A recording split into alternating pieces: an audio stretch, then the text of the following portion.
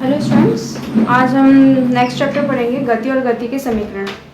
ठीक है, तो आज हम गति क्या होती है और विराम अवस्था क्या होता है वो उसके बारे में बात करेंगे। मोशन और रेस्ट ऑफ मोशन क्या होता है ये हम बात करेंगे। ठीक है, तो मोशन क्या होता है कि एक वस्तु के सापेक्ष दूसरी वस्तु अगर मोशन की अवस्था में कब कहलाती है, जैसे कि कोई दो वस्तुएं हैं। ठीक है, दो वस्तुएं, एक वस्तु स्थिर अवस्था में खड़ी है और एक गतिशील है, तो इसके सापेक्ष क्या होगी, गति की अवस्था में करेगी। मतलब ये अपने स्थान में परिवर्तन कर रही है समय के साथ। ठीक है, जैसे कि कोई दो एक आदमी है एक कार के अंदर, दो आदमी है एक कार के अंदर बैठा हुआ है और एक कार के बाहर खड़ा हुआ है। तो कार के अंदर बैठा हुआ, अगर वो कार मूविंग है, चल रही है, तो कार के अंदर बैठे हुए आदमी को कार के बाहर खड़ा हुआ आदमी क्या दिखेगा, विराम की अवस्था में दिखेगा। ठीक है, रेस्ट पोजीशन में दिखेगा। और जो कार के अंदर बैठा हुआ आदमी है उसको बाहर वाला जो आदमी है वो कैसे दिखेगा, वो गति की अवस्था में दिखेगा, क्योंकि कार क्या है, मूविंग है। इसलिए अगर कार भी अगर मूविंग नहीं है, कार खड़ी हुई है, तो वो दोनों क्या होंगे, एक दूसरे के सापेक्ष क्या होंगे, स्थिर अवस्था में होंगे। ठीक है, या विराम की अवस्था में होंगे। ठीक है, तो गति की अवस्था और विराम की अवस्था क्या होती है। गति की अवस्था क्या होती है, जब आप खड़े हैं और आपके सामने बस चल रही है, कार चल रही है या फिर कोई आदमी चल रहा है, तो आपके लिए वो क्या होगा, वो मूविंग पोजिशन में होगा। ठीक है, तो वो क्या होगा, गति की अवस्था, या गति की अवस्था में है वो, ऐसा बोला जाएगा। ठीक है, मूविंग पोजीशन में। और अगर आप खड़े हैं, आप दो फ्रेंड हैं और दोनों फ्रेंड बात कर रहे हैं और बस बात कर रहे हैं, आप ना हिल रहे ना डुल रहे, तो आप दोनों एक दूसरे के लिए क्या है, स्थिर अवस्था में है। ठीक है, तो गति की अवस्था क्या होती है,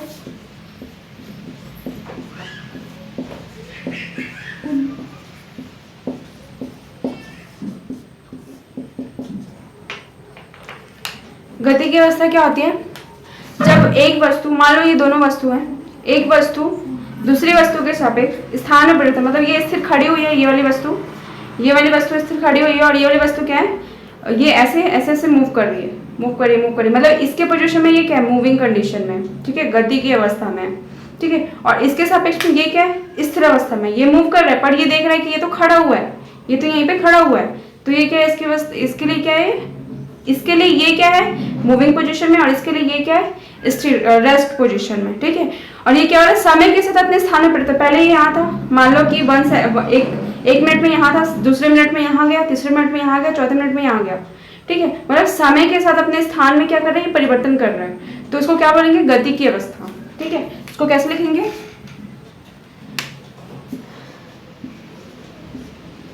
जब कोई वस्तु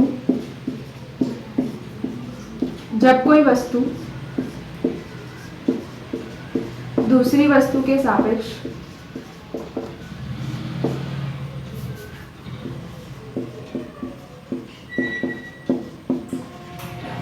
समय के साथ अपने स्थान में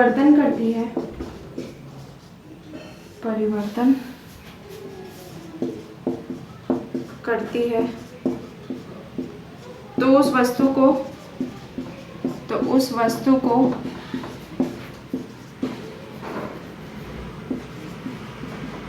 है, तो उस वस्तु को दूसरी वस्तु के सापेक्ष गति की अवस्था में कहा जाता है। दूसरी वस्तु के सापेक्ष गति की अवस्था में कहा जाता है, गति की अवस्था में कहा जाता है।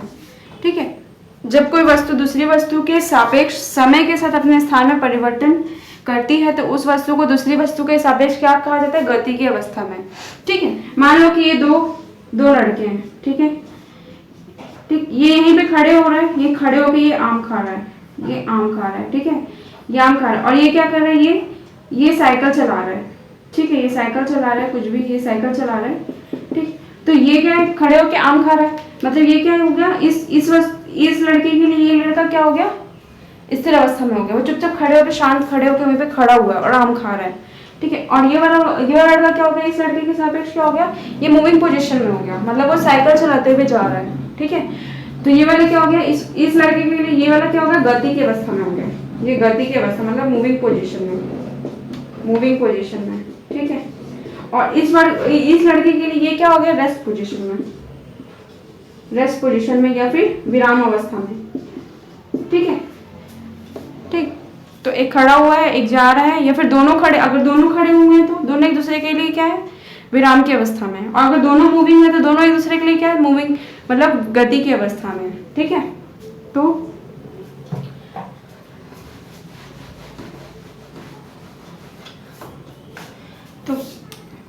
विराम की अवस्था क्या होती है,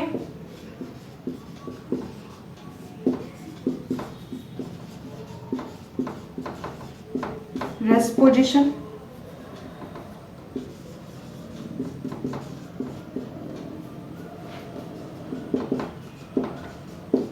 विराम की अवस्था क्या होती है,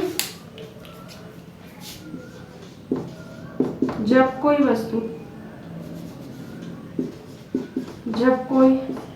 वस्तु दूसरी वस्तु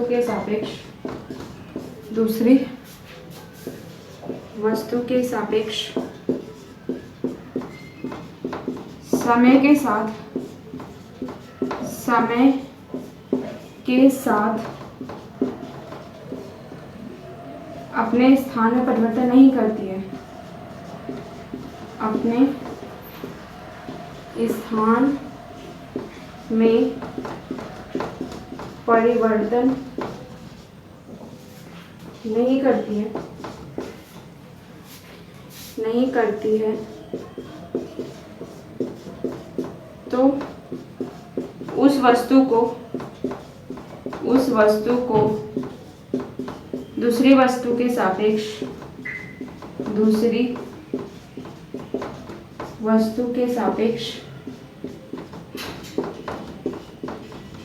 क्या अवस्था में कहा जाता है, विराम की अवस्था में कहा जाता है, विराम की अवस्था में कहा जाता है, ठीक है। तो मतलब जब कोई वस्तु दूसरी वस्तु के सापेक्ष समय के साथ अपने स्थान में परिवर्तन नहीं करती तो उस वस्तु को दूसरी वस्तु के सापेक्ष क्या कहा जाता है, विराम की अवस्था में कहा जाता है, ठीक है। मतलब दोनों वस्तु अगर ऐसी खड़ी हुई है, ना ये मूव कर रही है ना ये मूव कर रही है, दोनों एक दूसरे के सामने ऐसे खड़ी हुई है आमने सामने, ठीक है, तो इन दोनों को एक दूसरे के सापेक्ष क्या बोलेंगे, विराम की अवस्था में बोला जाएगा। क्यों, क्योंकि 1 मिनट हो गया ये भी यहीं पे खड़ी हुई है, 2 मिनट हो गए ये भी खड़ी हुई है, दोनों के दोनों खड़े हुए हैं, मतलब समय के साथ अपने स्थान में क्या परिवर्तन नहीं कर रहे हैं, एक ही जगह पे खड़े हुए हैं, इसलिए दोनों को क्या बोलेंगे, रेस्ट पोजीशन पे हैं, ठीक है। तो वही लिखा है मैंने, जब कोई वस्तु दूसरी वस्तु के सापेक्ष समय के साथ अपने स्थान में परिवर्तन नहीं करती है, जो समय के साथ करती है स्थान में परिवर्तन वो गति की अवस्था, और जो नहीं करती है वो क्या होती है, विराम की अवस्था। तो इन दोनों को नोट कर लीजिए।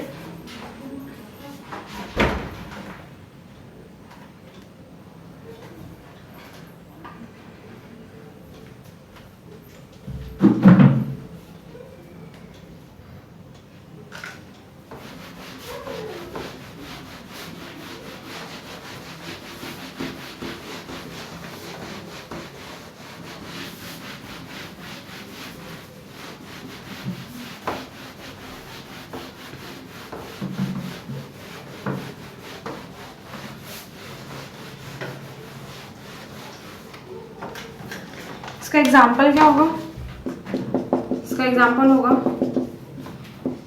मान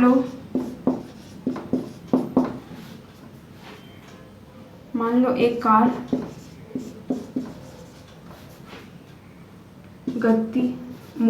चल रही है,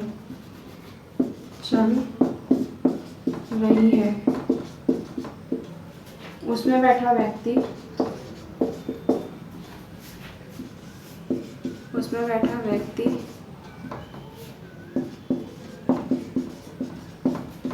बाहर खड़े हुए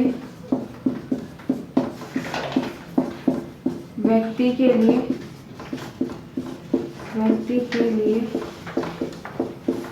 कौन सी अवस्था में होगा, गति की अवस्था में होगा, मूविंग पोजीशन में होगा, गति की अवस्था में होगा।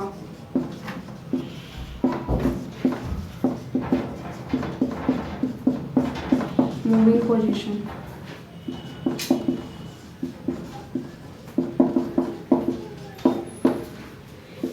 परंतु बाहर का व्यक्ति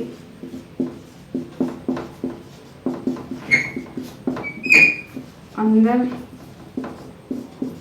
बैठे हुए व्यक्ति के लिए रेस्ट पोजीशन या विराम की अवस्था में होगा।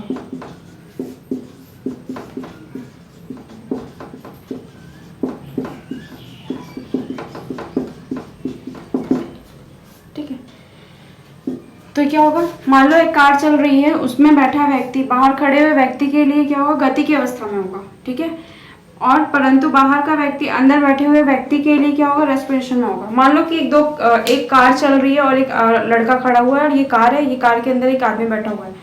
इसमें ये कार ऐसे मूविंग है। ठीक है, तो ये वाला कार के अंदर जो बैठा हुआ आदमी है, ये वाले कार को क्या, ये वाले व्यक्ति को क्या कर रहा है, वो ऐसे देख रहा है कि अरे वो आदमी खड़ा हुआ है कार के अंदर से ही। ठीक है, तो जो मूविंग पोजीशन में, उसके लिए जो बाहर खड़ा हुआ आदमी है वो क्या हो जाएगा, रेस्ट पोजीशन में हो जाएगा, मतलब विराम अवस्था में हो जाएगा। और बाहर खड़ा हुआ आदमी अंदर बैठे हुए आदमी को देख रहा है, अरे वो तो कार से जा रहा है, ऐसा टाइप का, अरे वो तो कार से जा रहा है ऐसा, तो वो उसके लिए क्या हो जाएगा, गति की अवस्था में हो जाएगा। वो कार मूविंग है, चल रही है, तो क्या हो जाएगा, वो गति की अवस्था में हो जाएगा, मूविंग पोजीशन में हो जाएगा। तो वही मैंने लिखा है यहाँ पे, मान लो एक कार चल रही है, उसमें बैठा व्यक्ति बाहर खड़े हुए व्यक्ति के लिए क्या होगा, गति की अवस्था में होगा, परंतु बाहर का व्यक्ति अंदर बैठे हुए व्यक्ति के लिए क्या होगा, विराम की अवस्था में होगा। ठीक है, तो इसको नोट कर लीजिए।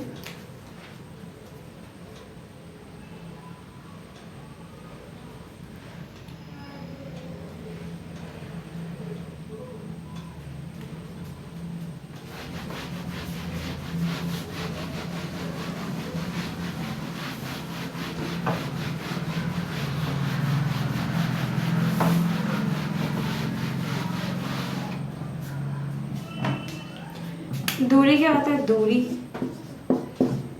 डिस्टेंस,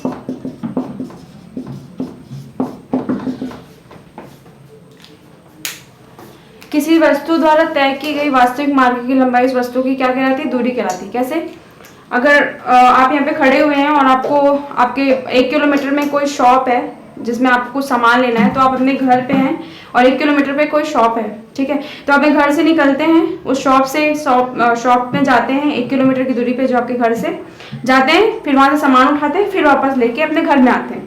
ठीक है, मतलब 1 किलोमीटर आप गए और 1 किलोमीटर क्या हो गया, वापस आ गए, मतलब कितने टोटल दूरी आपने तय की, 2 किलोमीटर। 1 किलोमीटर गए और 1 किलोमीटर वापस आ गए। ठीक है, ये घर है आपका, ये शॉप है। ठीक है, आप यहाँ से निकले, शॉप से कुछ खरीदा, वापस वहीं आ गए, तो 1 किलोमीटर गया, 1 किलोमीटर आए, तो टोटल दूरी कितनी तय की आपने, 2 किलोमीटर। तो वही उसी को क्या बोलते हैं, उसका डिस्टेंस या दूरी बोलते हैं, कितना उसने ट्रेवल किया। ठीक है, कितना वो चल के गया और कितना वापस आया, तो उसे ही क्या बोलते हैं, दूरी कहते हैं। वो वास्तविक मार्ग की लंबाई बोला जाता है, क्योंकि उसने वो चीजें चल के गया है और वापस आया ना। ठीक है, चल के गया है, वास्तविक है, वो कोई काल्पनिक तो है नहीं, तो वास्तविक है, इसलिए वो चल के गया और वापस आया, तो क्या हो जाएगा, उसको वास्तविक मार्ग की लंबाई बोला जाता है। तो दूरी क्या होती है, किसी वस्तु द्वारा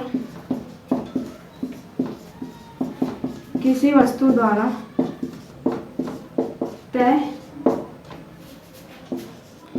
की गई वास्तविक मार्ग की लंबाई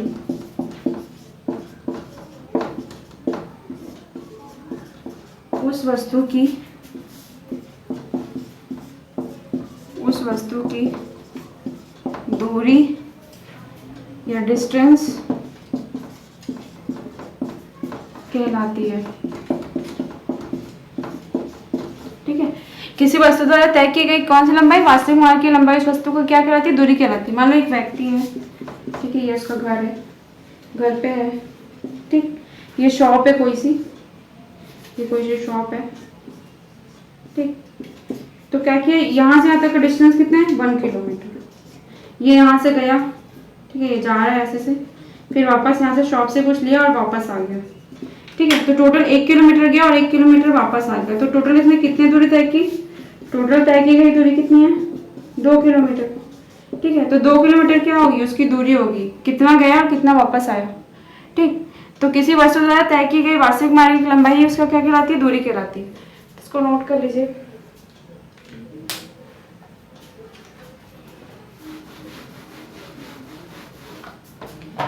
दूरी हमेशा क्या होती है? दूरी हमेशा धनात्मक होती है।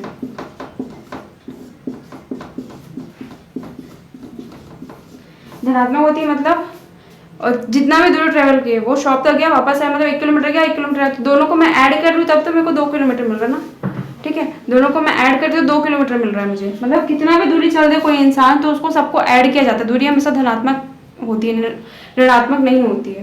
ठीक है, और इसका ऐसा ही मात्रक क्या होता है? इसका ऐसा ही मात्रक मीटर होता है। मैंने आपको बताया था कि ऐसा ही, अगर कुछ ने मात्रक ना दिया हो तो ऐसा ही मात्रक हम यूज करते हैं। ये यूनिवर्सल मात्रक है जिसको हम यूज करते हैं, मीटर।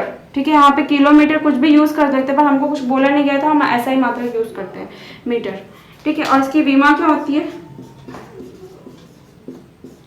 विमा को MLT के टर्म्स में लिखा जाता है। ठीक है, जहाँ पे MLT, M क्या होता है? द्रव्यमान होता है। द्रव्यमान तो यहाँ पे कुछ है नहीं, तो 0। और L क्या होता है? लंबाई होती है। लंबाई यहाँ पे है M, तो L के ऊपर कुछ नहीं, मतलब 1 है। और T भी क्या हो जाएगा? 0 हो जाएगा, क्योंकि यहाँ पे टाइम की भी बात नहीं की गई है। ठीक, विभव मात्रक। और ये कैसी और ये हाँ, और ये कैसी राशि है? अदिश राशि है। कैसी राशि है? अदिश राशि है। अदिश राशि क्यों है? क्योंकि ये केवल इसका परिणाम, इसकी दिशा कुछ नहीं है। मतलब आप कहीं भी, अगर आप कहीं जाए तो आप किसी भी डायरेक्शन में जा सकते हैं ना। ठीक है, आप शॉप तक पहुंचने के 3-4 रास्ते हो सकते हैं, तो आप किसी भी डायरेक्शन में जा सकते हैं। आपको पर्टिकुलर दिशा में ही नहीं जाना है, मतलब एक पर्टिकुलर डायरेक्शन में नहीं जाना है। आप छोटी जगह से भी जा सकते हैं, आप बड़े जगह से भी जा सकते हैं, आपके ऊपर डिपेंड करता है। बस आपको वहां तक पहुंचना है, बस वो शॉप तक पहुंचना। तो आपके पास परिणाम है पर दिशा नहीं है। दिशा मतलब 1-2-3 जगहों से आप जा सकते हैं। इसलिए अदिश राशि क्या कहलाती है? जिसका केवल परिणाम होता है और दिशा नहीं होती। इसलिए क्या हुई? दूरी क्या हो जाती है? अदिश राशि हो जाती है। ठीक है, इसको नोट कर लीजिए।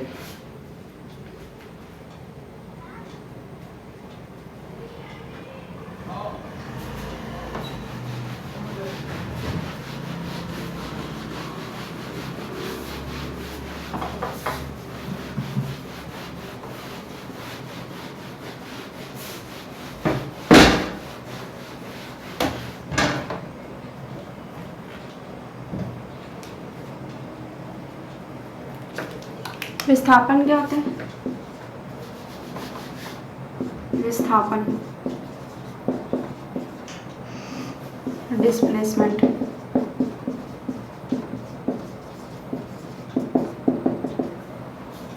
डिस्प्लेसमेंट क्या होता है? न्यूनतम दूरी।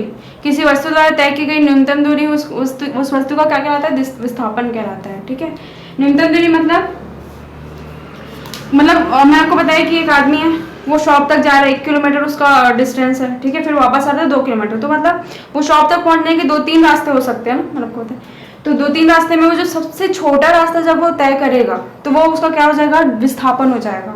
ठीक है, मतलब न्यूनतम दूरी तय करना ही क्या होता है? विस्थापन कहलाता है। ठीक, तो क्या होता है ये विस्थापन? किसी वस्तु द्वारा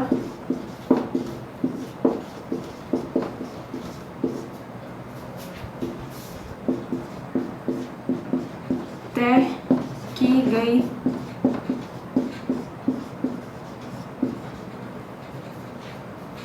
न्यूनतम दूरी ही उस वस्तु का, या मिनिमम उस वस्तु का न्यूनतम मतलब मिनिमम,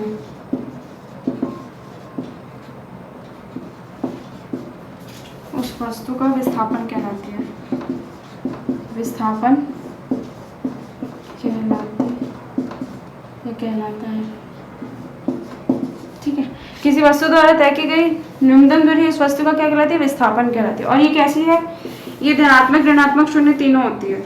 यह धनात्मक, ऋणात्मक शून्य, तीनों होता है, तीनों होता है, ठीक है। और इसका ऐसा ही मात्रक क्या होता है, इसका ऐसा ही मात्रक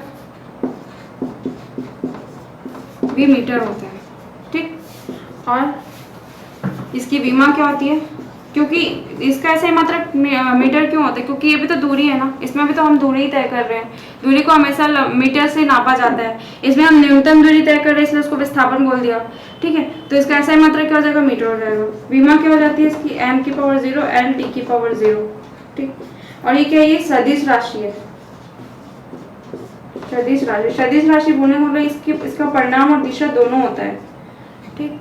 तो क्या होती है कि धनात्मक ऋणात्मक शून्य तीनों हो सकता है, इसका ऐसा ही मात्रक मीटर होता है। और विमा क्या होती है, m की पावर 0 l t की पावर 0। और सदिश राशि, सदिश राशि मतलब जब वो न्यूनतम दूरी तय कर रही है, मतलब उसको पता है कि उसको छोटे रास्ते से ही जाना है, ठीक है। उसका एक डायरेक्शन है कि हाँ उसको उस बड़े, उसके पास 3-4 रास्ते हैं पर उसको छोटा रास्ता ही तय करना है, मतलब उसको एक डायरेक्शन है कि हाँ मुझे इसी रोड से इसी डायरेक्शन से जाना है, मैं और किसी रोड से नहीं जा सकता, ठीक।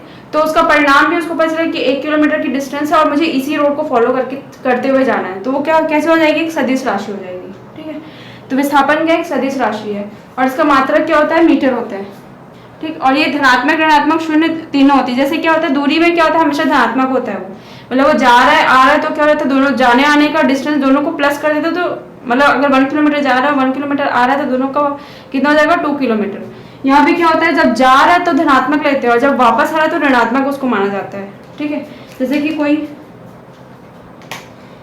कोई आदमी है, ठीक है, यहाँ पे इसको यहाँ तक जाना है, ठीक। ये वन या फिर 2 किलोमीटर लो, 2 किलोमीटर है, ठीक है। तो ये यहाँ से निकला, इस पॉइंट से निकला और यहाँ से जाते हुए यहाँ तक इसको जाना, तो 2 किलोमीटर गया, तो ये क्या पॉजिटिव लेंगे हम। जब वो वापस आ रहा है तो क्या जाएगा, -2 किलोमीटर, ठीक है। मतलब एक आदमी यहाँ तक गया तो वो जाने को +2 मीटर और वहीं से वापस आने को क्या लेंगे, -2 किलोमीटर। मतलब ये धनात्मक भी होता है ऋणात्मक, और शून्य कैसे, जहां से निकला था वहीं पे पहुंच गया, मतलब +2 और -2 कितना हो जाएगा, 0, ठीक है। तो जाने का पॉजिटिव, आने का नेगेटिव, और जहां से निकला था वहीं पे आगे पहुंच गया, तो वहां का टोटल डिस्टेंस कितना हो गया उसका, या टोटल विस्थापन कितना हो गया उसका, 0 हो गया, ठीक है। तो ये क्या होती है, धनात्मक भी होती है ऋणात्मक भी होता है, शून्य तीनों होता है, इसको नोट कर लीजिए।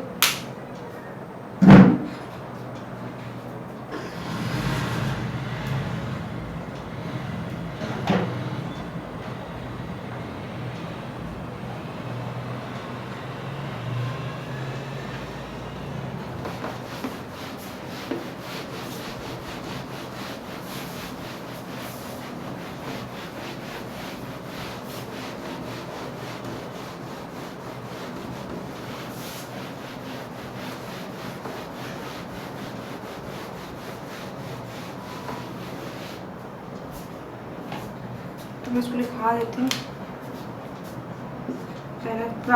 अगर कोई वस्तु प्रारंभिक वेग से चलना स्टार्ट कर रही है, ठीक,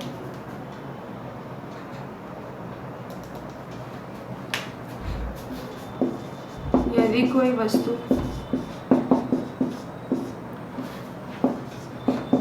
प्रारंभिक बिंदु से चलना प्रारंभ करती है,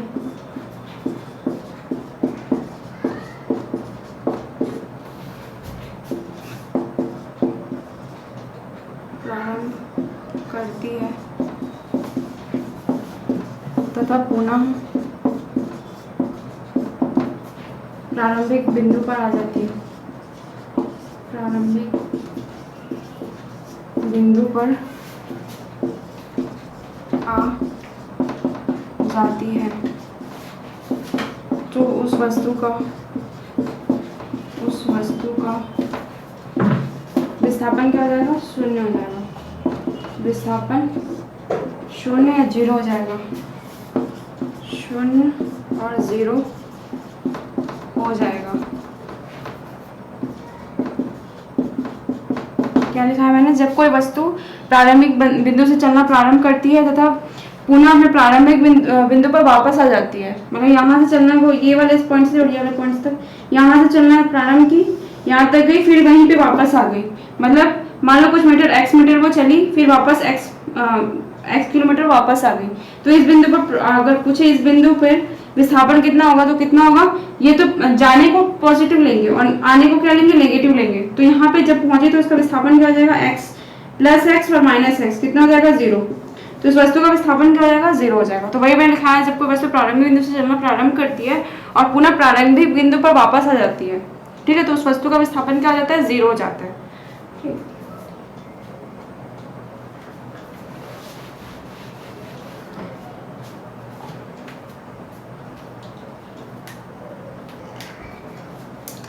और दूसरा क्या होगा, जब कोई वस्तु गति करते हुए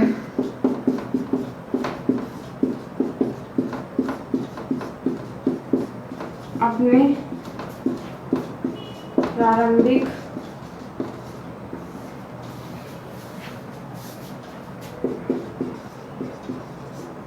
बिंदु से ज्यादा दूरी तय करती है, ज्यादा दूरी तय करती है,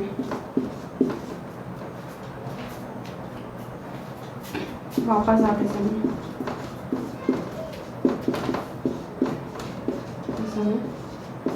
तो उस वस्तु का विस्थापन क्या होगा, तो उस वस्तु का विस्थापन ऋणात्मक होगा। क्या होगा, ऋणात्मक होगा। जब कोई वस्तु गति करते हुए अपने प्रारंभिक बिंदु से ज्यादा दूरी तय करती है वापस आते समय, ये कौन सी कंडीशन है, वापस आते समय, तो क्या होगा, उस वस्तु का विस्थापन क्या होगा, ऋणात्मक होगा। कैसे, यहाँ से कोई वस्तु निकली यहाँ तक गई, ठीक है, और जब वापस आ रही है ये प्रारंभिक बिंदु से ज्यादा, मतलब ये वाला यहाँ तक उसको पहुंचना था पर वो यहाँ तक पहुंच गई, उसको मेन टारगेट यहाँ तक पहुंचना था पर वो यहाँ तक पहुंच गई। मतलब यहाँ पे अगर 2 किलोमीटर चली और यहाँ पे वो क्या कर रही है, 3 किलोमीटर चली वापस आते समय, तो उस समय क्या होगा, चली तो वो यहाँ तक 2 किलोमीटर मतलब पॉजिटिव, और आई कितना, -3 किलोमीटर, तो दोनों का यहाँ पे उसका पहुंच के विस्थापन क्या हो जाएगा, +2 एंड -3, तो कितना हो जाएगा, -1। तो हमें ये क्या हो जाएगा, ऋणात्मक हो जाएगा। मतलब जाते समय तो +2 किलोमीटर चल रही है, ठीक है, +2 किलोमीटर चल रही है, बट आते समय क्या कर रही है, यहाँ तक ही पहुंचना था उसको, बट वो आगे चली गई, मतलब -1 और चली गई, तो कितना हो जाएगा, ये टोटल ये वाला डिस्टेंस कितना होगा, वापस आते समय -3। तो दोनों का अगर यहाँ पे विस्थापन निकलेंगे तो क्या हो जाएगा, +2 -3, तो कितना हो जाएगा, -1। ठीक है, तो वही लिखा है, जब कोई वस्तु गति करते हुए प्रारंभिक बिंदु से ज्यादा दूरी तय कर लेती है वापस आते समय, तो उस वस्तु का विस्थापन क्या हो जाएगा, ऋणात्मक होगा। ठीक, इसको नोट कर लीजिए फिर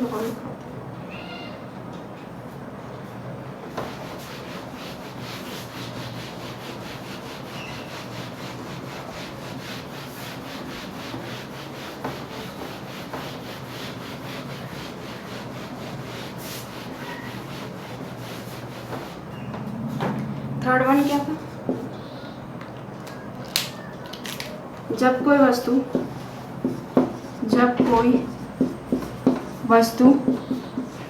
गति करते हुए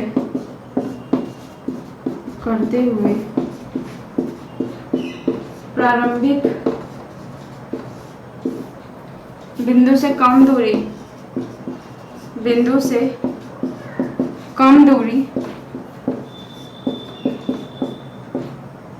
तय करती है तो उस वस्तु का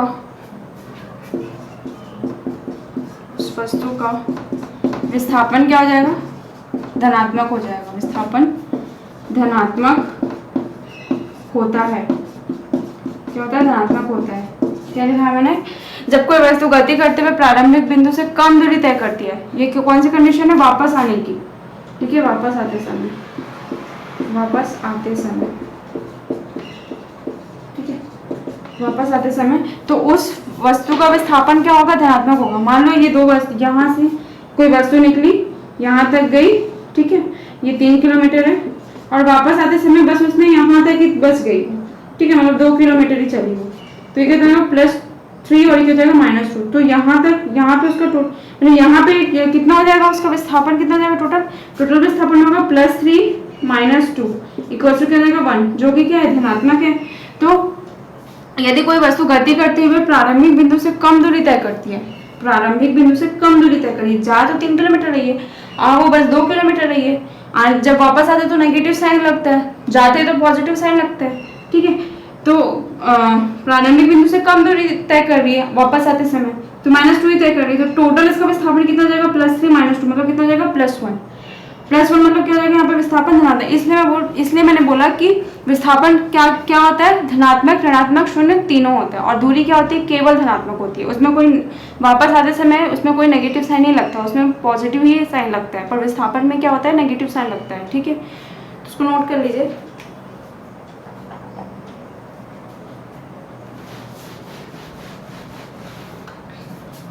हमेशा दूरी जो होती है वो बड़ी होती है, बराबर होती है किसके, विस्थापन के। क्यों बड़ी बराबर होती है, क्योंकि विस्थापन मतलब तो होता है न्यूनतम दूरी तय करना, विस्थापन मतलब होता है न्यूनतम दूरी तय करना, और दूरी तो कितनी भी तय की जा सकती है ना, मतलब ये हमेशा बड़ा होगा, ठीक है। मैंने बताया था शॉप वाला एग्जाम्पल जो मैंने आपको बताया, शॉप वाले एग्जाम्पल में एक ही स्टॉप पर पहुंचने के 3-4 रास्ते थे, तो सबसे छोटा वाला जो दूरी तय करेगा कोई इंसान, तो वो क्या हो जाएगा, विस्थापन हो जाएगा उसका। और बहुत सारा चीज मतलब, और उसी को दूरी भी कहा जा सकता है, ठीक है, उसको दूरी भी कहा जा सकता है, विस्थापन भी कहा जा सकता है, इसलिए बराबर लिखा मैंने, ठीक है। पर अगर वो 3-4 लंबे लंबे रास्ते से गए तो दूरी हमेशा क्या हो जाएगी, विस्थापन से बराबर हो जाएगी, ठीक है। तो ये होता है, तो नोट कर लीजिए।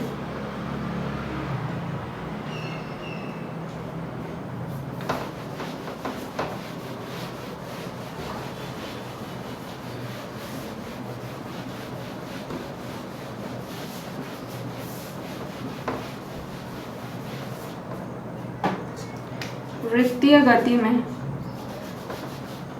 वृत्तीय गति में दूरी तथा विस्थापन की गणना, ठीक है। वृत्तीय गति में दूरी तथा विस्थापन की गणना, मान लो ये कोई वृत्त है,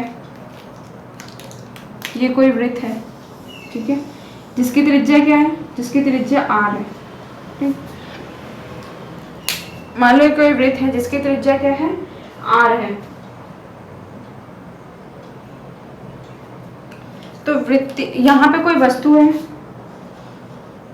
तो ये वृत्तीय गति कर रही है, मतलब इस वृत्त में घूम रही है, इस वृत्त की परिधि में घूम रही है, तो यहाँ लिख लो, माना कोई वस्तु r त्रिज्या वाले वृत्त पर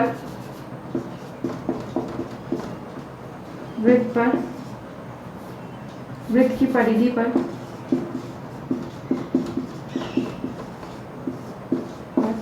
घूम रही है, ठीक है। मानो कोई वस्तु r त्रिज्या वाले वृत्त की परिधि पर घूम रही है, तो उस r त्रिज्या वाले वृत्त की परिधि में दूरी क्या हो जाएगी, यहाँ से यहाँ तक की टोटल दूरी क्या हो जाएगी, वृत्त की परिधि के बराबर दूरी क्या हो जाएगी, यहाँ पे वृत्त की परिधि के बराबर, वृत्त की परिधि के बराबर, ठीक है। तो वृत्त की परिधि क्या होती है, वृत्त की परिधि है परिमाप, उसको परिमाप भी बोलते हैं, वृत्त की परिधि या परिमाप कितना हो जाएगा, 2πr होता है, r त्रिज्या वाला वृत्त है इसलिए 2πr होगा, तो यहाँ पे क्या हो जाएगा 2πr, ठीक है। 2πr मतलब जब ये एक चक्कर लगा रही तो ना 2πr, जब वो 2 3 4 चक्कर लगाए तो, ठीक है, तो उसमें मल्टीप्लाई 2πr मतलब प्लस 2πr उसमें करेंगे, एक चक्कर लगाया 2πr, दूसरा चक्कर लगाया 2πr मतलब 4πr, फिर तीसरा चक्कर लगाया, चौथा चक्कर लगाया तो कितना हो जाएगा, उसमें ऐड होता जाएगा, ठीक है। तो अगर वो n चक्कर लगाए तो, अगर वस्तु n चक्कर लगाए तो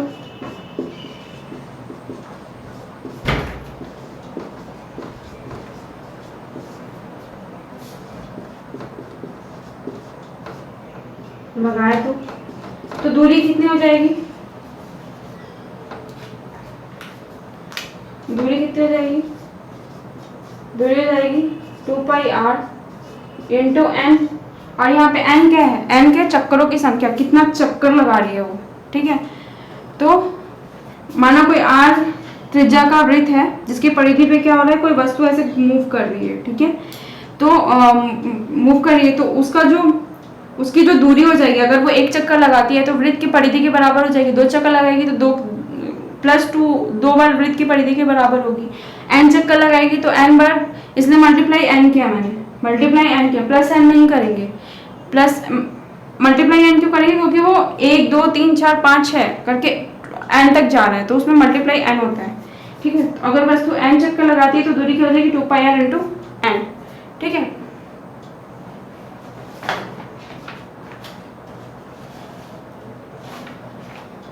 फर्स्ट कंडीशन लेते हैं, अगर 1/4 चक्कर लगाए तो 1/4 चक्कर लगाए तो, ठीक है। कोई वस्तु अगर 1/4 चक्कर लगाए, 1/4 मतलब क्या होता है, ये तो पूरा चार पार्ट्स में मैंने डिवाइड कर दिया। 1/4 मतलब बस यहाँ से मूव होते हुए बस यहाँ तक जाए, ये यहाँ से मूव होते बस मतलब एक ही पार्ट कवर करे। ये कोई पिज्जा है, ठीक है, पिज्जा का एक ही पार्ट बस खाए, एक ही पार्ट में बस जाए, ठीक है। तो इस वृत्त में बस यही वाला पार्ट कवर करे तो उसको क्या बोलेंगे 1/4, ठीक है। तो पूरा वृत्त कितना हो जाएगा, मतलब 4 पार्ट है उसके, तो 4 पार्ट किसके बराबर हो जाएगा 2πr के, वृत्त की परिधि के, 1 2 3 4, ये वाला एक पार्ट, 2 पार्ट, 3 पार्ट, 4 पार्ट किसके बराबर होगा 2πr के, वृत्त की परिधि के। तो एक पार्ट किसके बराबर होगा 2πr/4, 2πr/4। ये क्या होगा, ये 4 पार्ट है, 4 पार्ट किसके बराबर होगा 2πr के। तो एक पार्ट किसके बराबर होगा, एक पार्ट मतलब बस यहाँ से लेके जाए और यहाँ पे ही रहे, ठीक है। ये वस्तु यहाँ से निकले और यहीं पे रहे, तो उसकी दूरी कितनी हो जाएगी, दूरी कितनी हो जाएगी, दूरी हो जाएगी ये 2πr/4, ठीक है। तो ये इससे कट गया तो कितना बचेगा πr/2, ठीक है। तो मतलब यहाँ से यहाँ तक अगर कोई वस्तु जाती है, 1/4 बोलते हैं जिसको, यहाँ से तो उसकी दूरी कितनी हो जाएगी 2πr/2, ठीक है। और विस्थापन कितना होगा, विस्थापन मतलब होता है न्यूनतम दूरी तय करना। विस्थापन मतलब तो ये वस्तु डायरेक्ट यहाँ से ना जाके ये तो डायरेक्ट इधर भी से तो जा सकती है ना, ये वाला रास्ता भी अपना सकती है, ठीक। तो ये वाला क्या हो जाएगा, ये तो उसकी दूरी हो जाएगी, और ये वाला क्या हो जाएगा, ये विस्थापन हो जाएगा, ठीक है। तो यहाँ पे देखो ये क्या हो रहा है, पाइथागोरस लगेगा इसमें, समकोण त्रिभुज बन रहा है, ठीक है।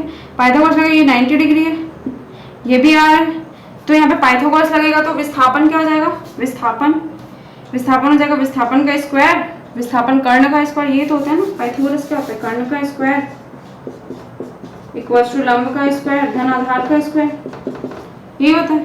तो कर्ण क्या है, विस्थापन का स्क्वायर। विस्थापन ना लेके इसको a और b ले लूं, तो ये a है और ये b है, तो ab का स्क्वायर इक्वल्स टू लंब क्या है, लंब r², आधार कितना है r², तो कितना हो जाएगा 2r², ठीक है। तो ab की वैल्यू कितनी हो जाएगी, ab की वैल्यू हो जाएगी 2r² का रूट, मतलब कितना हो जाएगा √2r। तो इस वस्तु का विस्थापन कितना हो जाएगा, वस्तु का विस्थापन कितना हो जाएगा, विस्थापन कितना हो जाएगा, ये AB के बराबर हो जाएगा। AB कितना हो निकला, √2r निकला, ठीक है। तो अगर 1/4 चक्कर लगाती है कोई वस्तु, ठीक है, तो ये वाला जो होगा ये क्या हो जाएगा, दूरी हो जाएगा, और सबसे छोटी दूरी जो न्यूनतम दूरी होगी वो क्या हो जाएगा, उसका वस्तु का विस्थापन हो जाएगा, ठीक है। मतलब ये 4 पार्ट बराबर तो वृत्त की परिधि होती है, 4 पार्ट बराबर वृत्त की परिधि 2πr होती है, तो एक पार्ट बराबर मतलब बस यही वाला पार्ट निकाला है, मतलब यहाँ से वस्तु गई और यहाँ पे आके रुक गई, तो एक पार्ट बराबर कितना होगा 2πr/4, ठीक है। तो इसकी दूरी क्या होगी, वृत्त की परिधि वाला, तो कितना हो जाएगा πr/2, और इसका विस्थापन क्या होगा, विस्थापन ये वाला दूरी होगी। तो यहाँ पे क्या बना रहा है, समकोण त्रिभुज बना रहा है। समकोण त्रिभुज बनाना मतलब कि 90 डिग्री में ही समकोण त्रिभुज बनता है। तो इसका फॉर्मूला क्या होता है, कर्ण का स्क्वायर इक्वल्स टू लंब का स्क्वायर प्लस आधार का स्क्वायर। कर्ण क्या है, अगर ये a है और ये b है तो क्या हो जाएगा ab का स्क्वायर, लंब कितना है r², ये भी r², तो r² प्लस r² कितना हो जाएगा 2r², ठीक है। तो ab कितना हो जाएगा √2 × r, ठीक। तो ये क्या हो जाएगा, विस्थापन हो जाएगा, विस्थापन कितना हो जाएगा √2r, और दूरी कितनी हो जाएगी πr/2, और विस्थापन कितना हो जाएगा √2r। तो इसको नोट कर लीजिए।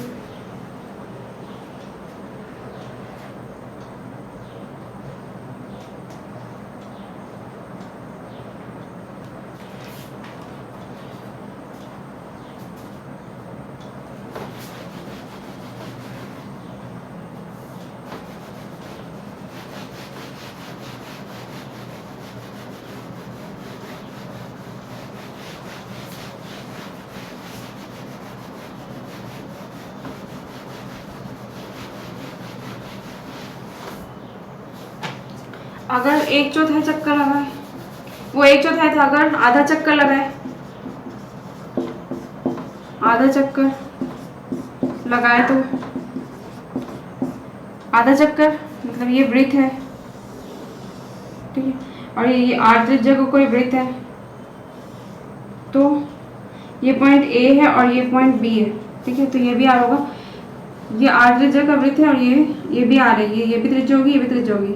यहाँ से कोई वस्तु निकली, यहाँ से ऐसे ऐसे गई और यहाँ पे आके रुक गई, मतलब ये हाफ वृत्त ही चल रही है, ठीक है, हाफ सर्कल ही जाएगी, यहाँ से निकली, यहाँ से पहुँच के यहाँ पे एंड हो गई, तो ये क्या हो जाएगा इसका, ये वाला रास्ता क्या हो जाएगा, इसका दूरी कहलाएगा।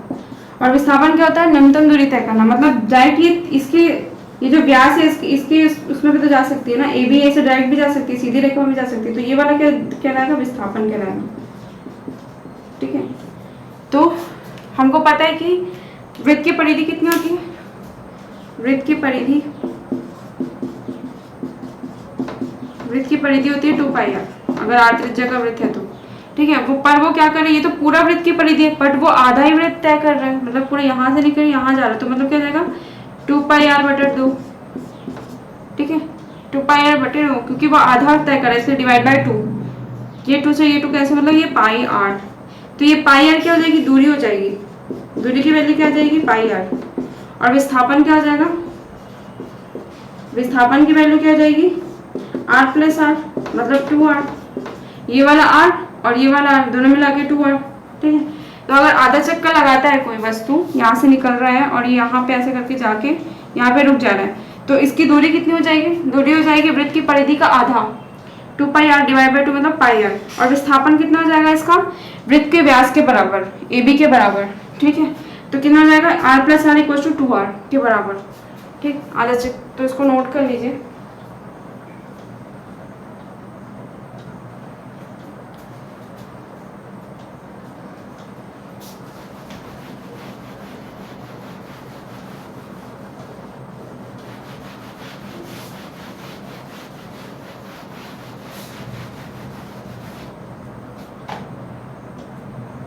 अगर वो तीसरी कंडीशन लेते हैं, अगर वो 3/4 चक्कर लगाए तो 3/4 चक्कर लगाए तो पहले 1/4 लगाए, फिर आधा लगाया, 3/4 लगा रहे हैं, ठीक है। तो ये कोई वृत्त है जिसकी त्रिज्या r है, ठीक, 3/4 लगाया, मतलब अगर उसमें 4 पार्ट में डिवाइड करूँ, अगर मैं इसको 4 पार्ट में डिवाइड करूँ तो क्या जाएगा, यहाँ पे कोई वस्तु है, ये यहाँ पे एक पार्ट तय की, फिर दूसरा, फिर यहाँ पे आके रुक गई, मतलब 1 2 3, ठीक है, 3 पार्ट, 4 पार्ट का बस 3 पार्ट वो कवर कर रही है, 3/4 पार्ट, ठीक है। तो 1 पार्ट 2 पार्ट 3 पार्ट, मतलब यहाँ से निकली और यहाँ पे आके रुक गई, ठीक, तो ये क्या हो जाएगा इसका, ये इसकी दूरी हो जाएगी, ये क्या हो जाएगा, जो यहाँ से यहाँ तक का चक्कर लगाइए, ये यहाँ से लेके पूरा यहाँ तक का, तो ये क्या हो जाएगा, दूरी कहलाएगा। और ये वाला जो छोटा, ये डायरेक्ट यहाँ से यहाँ तक भी तो जा सकता है ना, तो ये क्या हो जाएगा, विस्थापन हो जाएगा, ठीक है।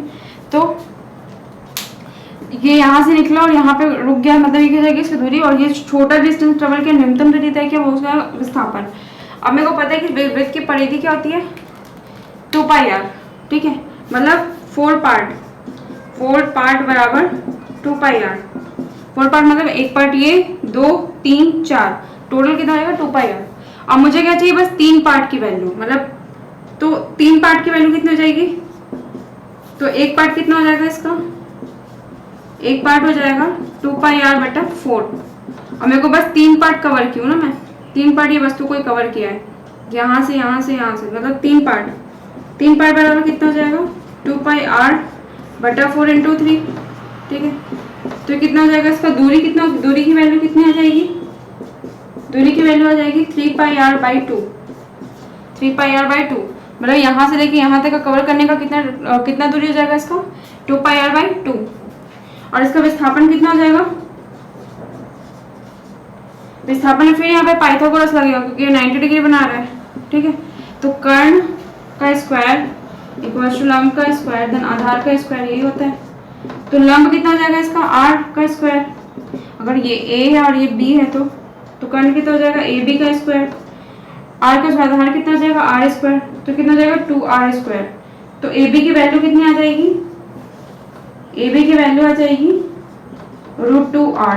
मतलब इसके विस्थापन की वैल्यू कितनी हो जाएगी, ए बी की दूरी, विस्थापन कितना हो जाएगा ए बी का जो दूरी है, तो ए बी का दूरी कितना निकला √2r। ठीक, तो 3/4 चक्कर मतलब यहाँ से लेके यहाँ तक जाके रुक जा रहा है वो। ठीक, तो 4 पार्ट मतलब इस वृत्त का मैं अगर मैं 4 पार्ट में डिवाइड करूँ उसको, तो 4 पार्ट बराबर कितना है 2πr के। तो एक पार्ट बराबर कितना होगा 2πr/4। तो 3 पार्ट बराबर क्या होगा 2πr/4 × 3।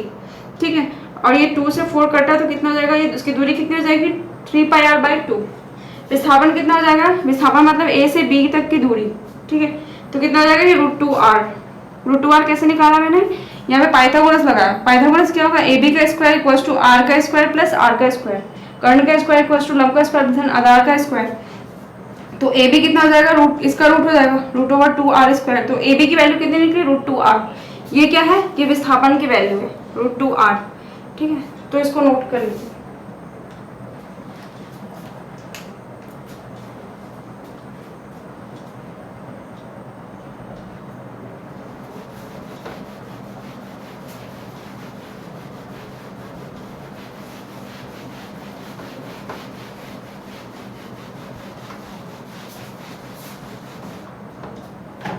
अभी मैंने 1/4 चक्कर लगाया, फिर आधा लगाया, फिर 3/4 लगाया, मैं पूरा चक्कर लगाती हूँ। मतलब फोर्थ कंडीशन कितनी है, पूरा चक्कर, पूरा चक्कर लगाया।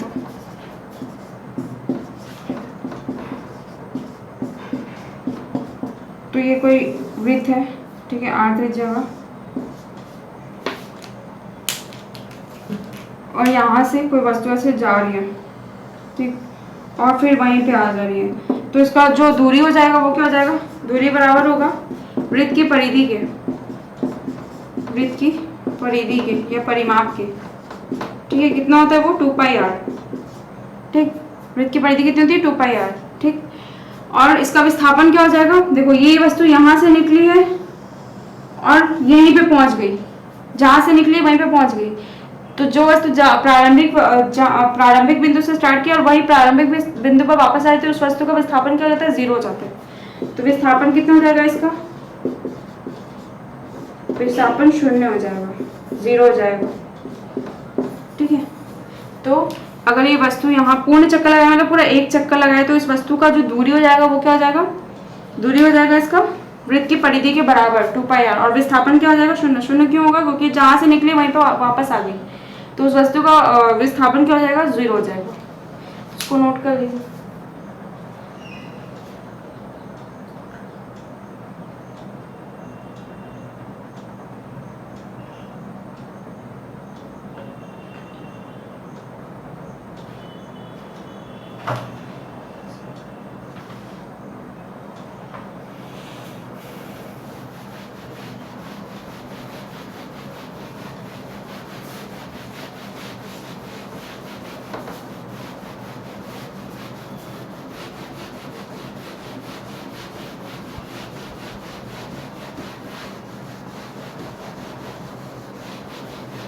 तो इससे रिलेटेड कुछ क्वेश्चंस कर लेते हैं।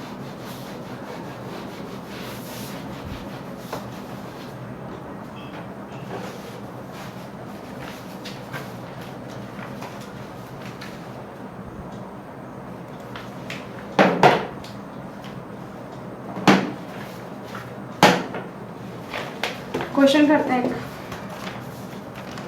14 सेंटीमीटर व्यास वाले एक वृत्ताकार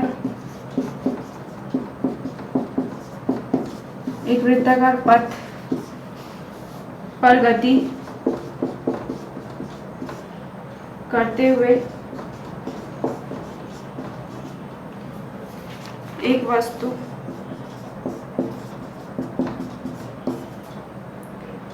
परिधि का आधा चक्कर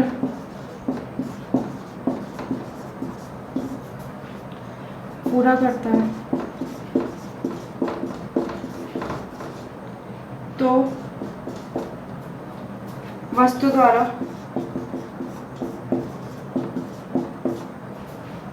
तय की गई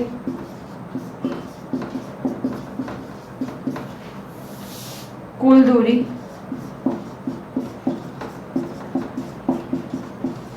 तथा विस्थापन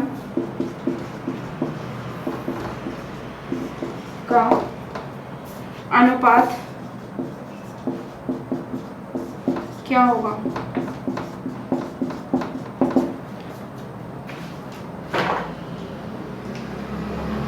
तो 14 सेंटीमीटर व्यास वाले एक वृत्ताकार पथ पर कोई पर गति करते हुए एक वस्तु परिधि का आधा चक्कर पूरा करता है। ठीक है, तो वस्तु द्वारा तय की गई कुल दूरी और विस्थापन का अनुपात पूछ रहा है। तो ये कोई वृत्ताकार पथ है, ठीक है, उसमें 14 सेंटीमीटर व्यास, मतलब उसको व्यास कितना दिया हुआ है? 14 सेंटीमीटर। यहाँ से यहाँ तक की दूरी कितनी है? 14 सेंटीमीटर। तो व्यास 14 सेंटीमीटर मतलब त्रिज्या कितनी होगी? 7 सेंटीमीटर। ठीक है, तो करते हुए कितना चक्कर पूरा करता है? वो आधा चक्कर पूरा करता है, मतलब आधा ही, इस वृत्त का आधा ही चक्कर पूरा कर रहा है, मतलब यहाँ से निकला और यहाँ पे यहीं तक बस गया। ठीक है, तो वृत्त की परिधि कितनी होती है? 2πr। वृत्त की परिधि कितनी होती है? वृत्त की परिधि कितनी होती है? 2πr, बट वो आधा चक्कर तय कर रहा है, मतलब डिवाइड बाय 2, तो कितना हो जाएगा? πr, और r की वैल्यू कितनी है? 7 सेंटीमीटर। पाई इंटू 7, पाई की वैल्यू कितनी होती है? 22/7, 22/7 इंटू 7, तो कितना हो जाएगा? ये 22 सेंटीमीटर। ठीक है, तो वृत्त के, तो ये कितनी, ये क्या हो जाएगी? इसकी दूरी हो जाएगी, दूरी हो जाएगी, मतलब वृत्त की परिधि, ये वाला पोर्शन क्या हो जाएगा? इसका दूरी हो जाएगा। और ये वाला जब ये डायरेक्ट ये त्रिज्या के बराबर तय करेगा, तो ये क्या हो जाएगा? उसका विस्थापन हो जाएगा। तो विस्थापन कितना दिया हुआ है? 14 सेंटीमीटर। ये पूरा व्यास जो तय करेगा वो उसका विस्थापन होगा। तो विस्थापन कितना दिया हुआ है? 14 सेंटीमीटर। ठीक है, विस्थापन कितना दिया हुआ? 14 सेंटीमीटर। और वृत्त की परिधि का आधा, वृत्त की टोटल परिधि 2πr होती है, उसका आधा मतलब πr, तो πr क्या हो जाएगी? उसकी दूरी हो जाएगी। और r की वैल्यू कितनी है? जब व्यास दिया हुआ है 14 सेंटीमीटर, r मतलब त्रिज्या होती है, तो उसका त्रिज्या क्या हो जाएगा? 7 सेंटीमीटर। ठीक है, तो दूरी कितनी हो जाएगी? 22 सेंटीमीटर। और इन दोनों को क्या पूछा? अनुपात पूछा। अनुपात मतलब डिवाइड करना पड़ेगा उसको, तो दूरी बटे विस्थापन, दूरी बटे विस्थापन, तो दूरी कितनी हो जाएगी उसकी? 22 सेंटीमीटर।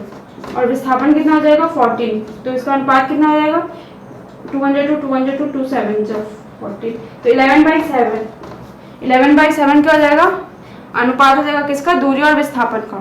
ठीक है, तो इसको नोट कर लीजिए।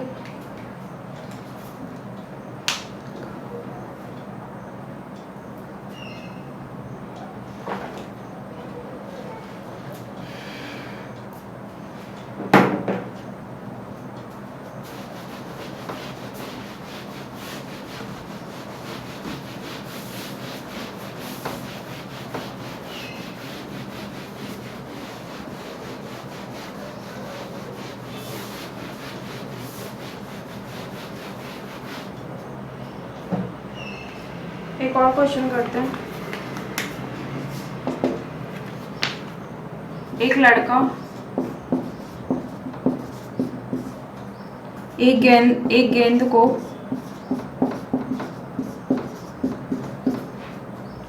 ऊपर की ओर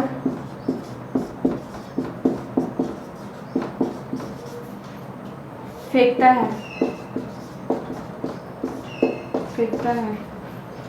गेंद अधिकतम 10 मीटर ऊंचाई तक पहुंचकर पुनः फेंकने वाले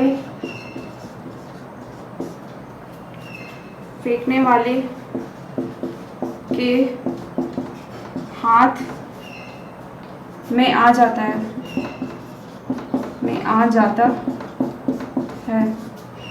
तो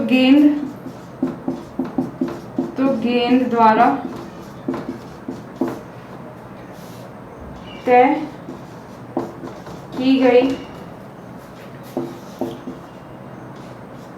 दूरी तथा विस्थापन बताइए।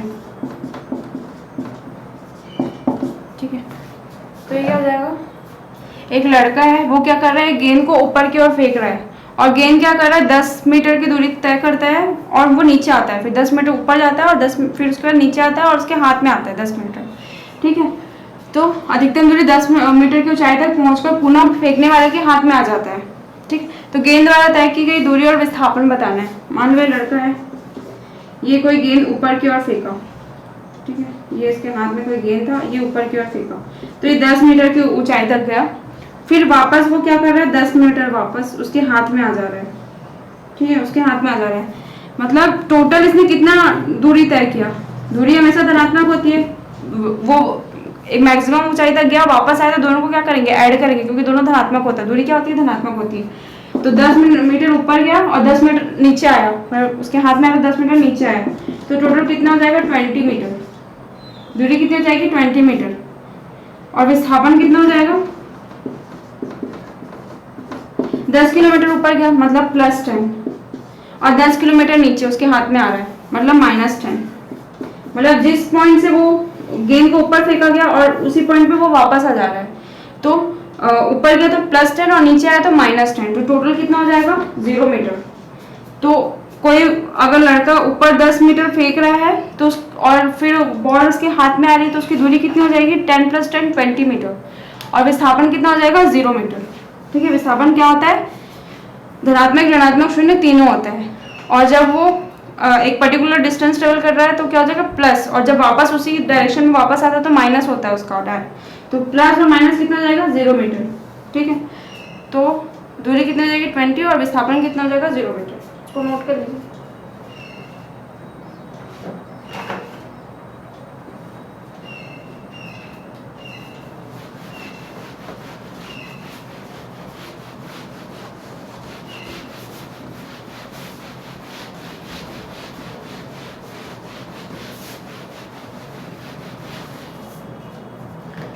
तो आज की क्लास यहीं पे खत्म करते हैं। Thank you.